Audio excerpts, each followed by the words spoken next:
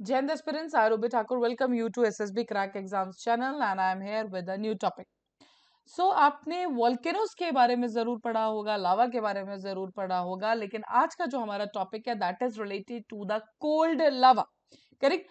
तो चलिए स्टार्ट करते हैं हम अपना आज का लेक्चर एंड जानेंगे कि ये कोल्ड लावा बेसिकली होता क्या है।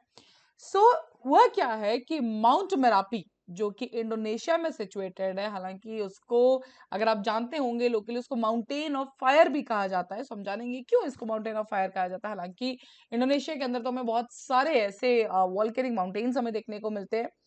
अब वहां पे हुआ क्या है कि रेपिडली टोरेंशियल रेन और वॉल्केनिक एक्टिविटी से वहां पे हमें देखने को मिल रहा है कोल्ड लावा, और उस कोल्ड लावा की वजह से हमें बहुत ज्यादा डिस्ट्रक्शन देखने को मिल रहा है, अराउंड 100 होम्स एंड बिल्डिंग्स। सो आप कहेंगे कि ऐसे जब मोल्टन लावा नॉर्मली वॉल्केनो होता है तब भी डिस्ट्रक्शन होता है, बट यहाँ पर मैं आपको एक चीज बताती हूँ कि जैसे ही बात आएगी कोल्ड लावा की, तो कोल्ड लावा से जो डिस्ट्रक्शन बहुत ज्यादा हमें देखने को मिलती है, कैटास्ट्रोफिक डिजास्टर ये एक रहता है अमंग। अभी तक देखा जाए तो 40 से 50 लोगों की जान भी जा चुकी है।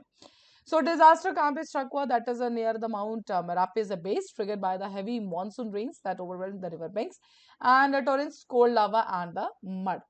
अब बात करेंगे जो मेन हम जिस टॉपिक पे बात करना चाह रहे हैं कि ये कोल्ड लावा बेसिकली होता क्या है। कोल्ड लावा से ये ना समझिए कि हाँ लावा है, नॉर्मली जब मॉल्टन लावा के ऊपर हम पढ़ते हैं तो हम पढ़ते हैं कि बहुत ज्यादा हाई टेम्परेचर है। ऐसा ना समझिएगा कि जो कोल्ड लावा है इसका मतलब ये हुआ कि ये ठंडा लावा है या जो एक सॉलिडिफाइड लावा से हम बात कर रहे हैं, नहीं। दिस इज समथिंग डिफरेंट, ये एक मिसलीडिंग टर्म है, I agree, but there also more important है आप लोगों के लिए जानना कि ये होता क्या है। सबसे पहली बात कि इसको हम लहर के नाम से भी जानते हैं, cold lava is also known as the लहर।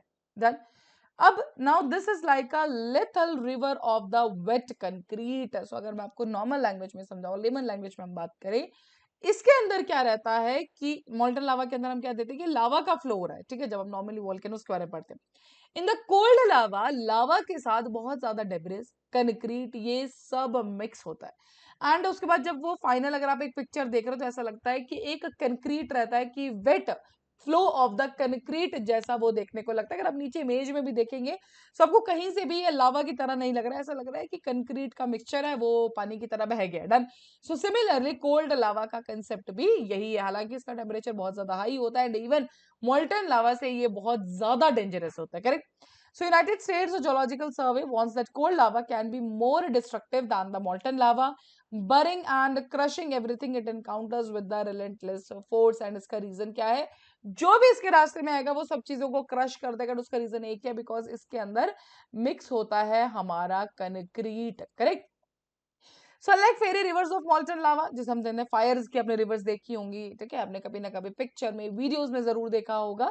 That erupt during the volcanic eruption. Cold lava में क्या क्या ब्लेंड रहता है, this is very very important. Volcanic material जो हम नॉर्मल मॉल्टन लावा की बात करें, debris and most important is the water. And उसी की वजह से आपने लैंडस्लाइड्स देखा होगा, बिकॉज इंडिया के अंदर लैंडस्लाइड्स बहुत कॉमन चीज है। डन। तो ये ऐसा लगता है कि फास्ट मूविंग लैंडस्लाइड है, किस चीज की? That is of the concrete. अब ये जो फिनोमिना अकर होता है क्यों होता है? जब वाटर है वो इंटरेक्ट करता है वॉल्केनिक एश के साथ एंड द डेब्रिस। अब जब इनके साथ वो रिएक्ट करेगा, एक्ट करेगा, तो उसके बाद क्या होगा? ऑफ कोर्स पानी मिल जाएगा, तो फ्लो क्या होगा? बहुत ज्यादा स्पीड में चला जाता है। एंड इसी की वजह से जो मिक्सचर है बहुत स्पीड में फ्लो करता है और जो भी उसके रास्ते में आता है, so it has very very very high tremendous destructive power. इसीलिए कहा यह जा रहा है कि जो नॉर्मली हम देखते हैं तो ज्यादा डिस्ट्रक्शन करता है as compare to the molten lava. Cold lava जैसे कि मैंने आपको बताया समवॉट मिसलीडिंग है, बिकॉज इससे हमें ये पता लगता है कि अगर कोई भी सुनेगा कोल्ड लावा तो ठीक है मोल्टन लावा है, तो कोल्ड लावा का मतलब हो गया कि ठीक है ठंडा हुआ लावा, डन। बट ऐसा नहीं है।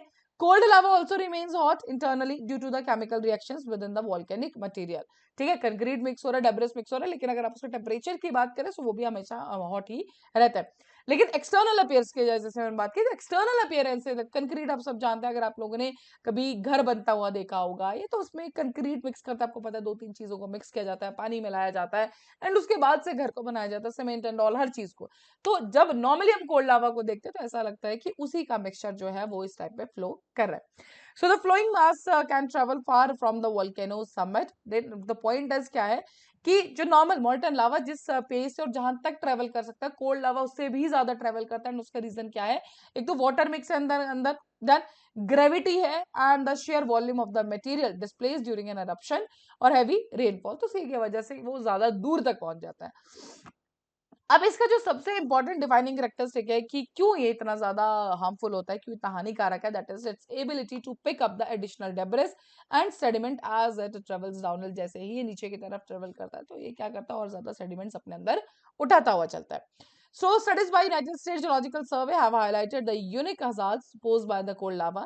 Unlike traditional lava flows which move slowly, तो होता क्या है, जब ट्रेडिशनल लावा मॉल्टन लावा के ऊपर जब हम बात कर रहे हैं तो उसका फ्लो काफी स्लो होता है। उसकी वजह से इवैक्यूएशन का टाइम मिल जाता है, लोगों को घर खाली करके दूसरी सेफ जगह जाने का मौका मिल जाता है।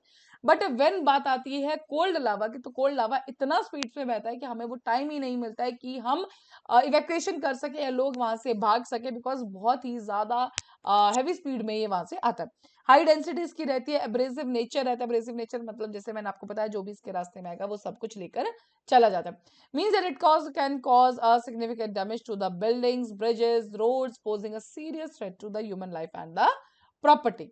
Then, so that was, I hope you all are clear with the cold lava कि cold lava basically कहते हैं क्या, ये कोई ठंडा लावा नहीं है, it is just a mix, यहाँ पे change हो जाता है, water का addition हो जाता है and इसीलिए इसका जो destruction भी इसका ज्यादा रहता है। करेक्ट ना, मैंने आपको स्टार्टिंग में बोला था कि why we call the Mount Merapi is the mountain of rivers, तो the point, the mountain of fire, sorry.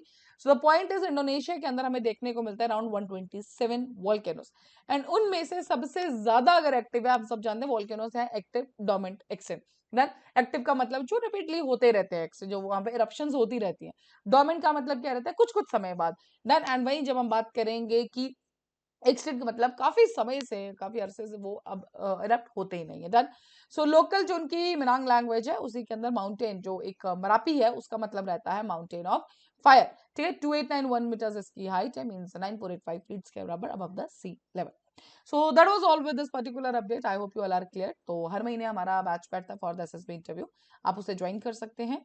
साथ ही we are having the courses for NDA series AFCAT, you can enrol in this particular course and जब भी आप enrol करें उस time पर discount code जो कि है वॉरियर 10, आप इसको यूज कर सकते हैं एंड जैसे आप इस कोड को लगाएंगे you'll be getting the 10% off on that particular course.